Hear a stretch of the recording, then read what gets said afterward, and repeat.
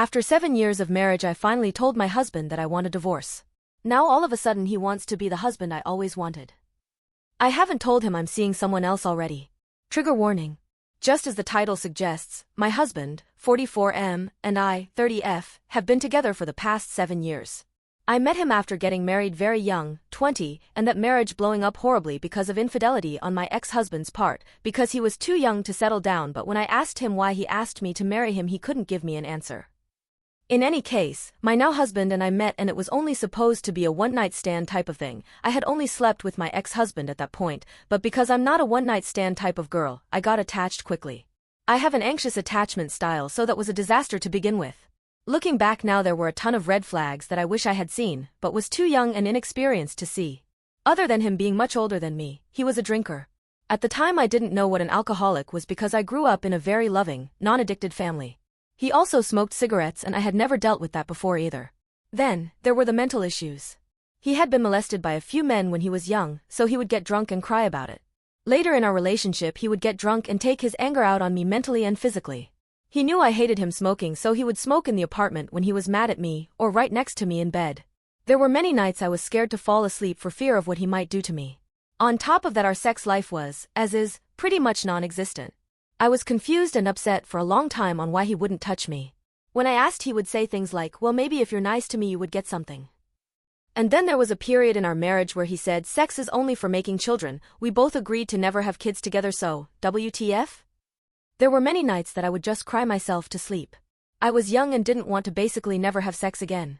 For some reason I decided to stay and try to make it work. I guess I thought that him being messed up wasn't his fault and that I could help him if I tried hard enough. We got married, courthouse, but things didn't get better. The drinking got worse. He broke things of mine. He ripped clothes off my hangers and destroyed them by ripping them apart. Later he took me shopping to replace the ones he ruined, as if that was the answer. He told me once that he was having thoughts of unaliving himself, so I went to his brother and asked him for help. Once he found out that I did that, he slapped me in the face and told me to never tell anyone his business ever again. He then told me that I couldn't go to others and talk to them about our fights because they wouldn't want to be friends with me anymore. I came to find out later that this was pure manipulation so that other people, who cared about me and would have told me to get out, wouldn't find out what he was doing to me. Fast forward a year of living in hell, and he was diagnosed with CLL, leukemia. The doctor told us that as far as cancers went, this was the best one to have, and that he was in good shape and didn't need treatment anytime soon.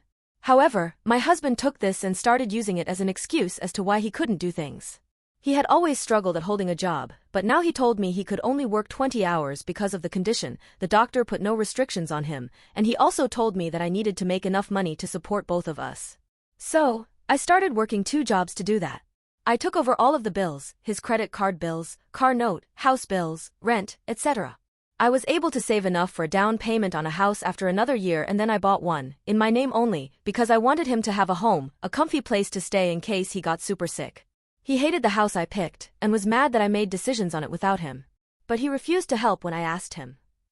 In any case, I was happy about the house and wanted to start fixing it up right away.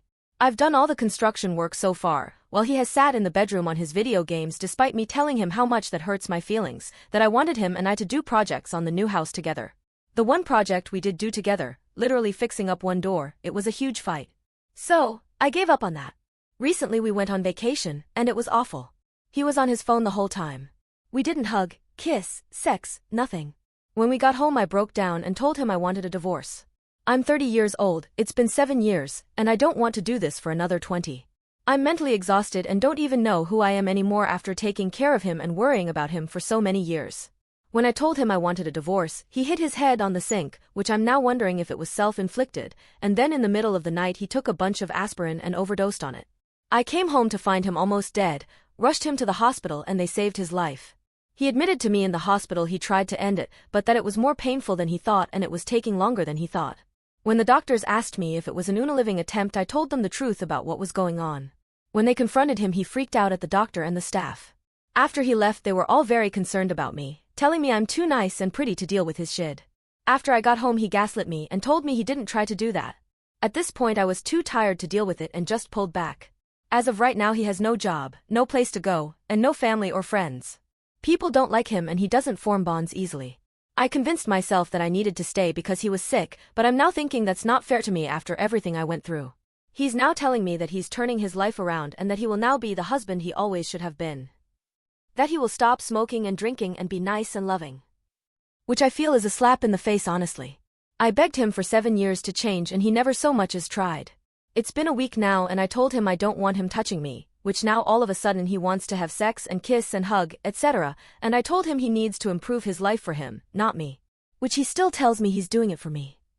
I haven't told him that I've been talking to a guy for the past few weeks now, and that he has been helping me see that I have so much love to give and that this situation isn't fair to me. That I deserve more.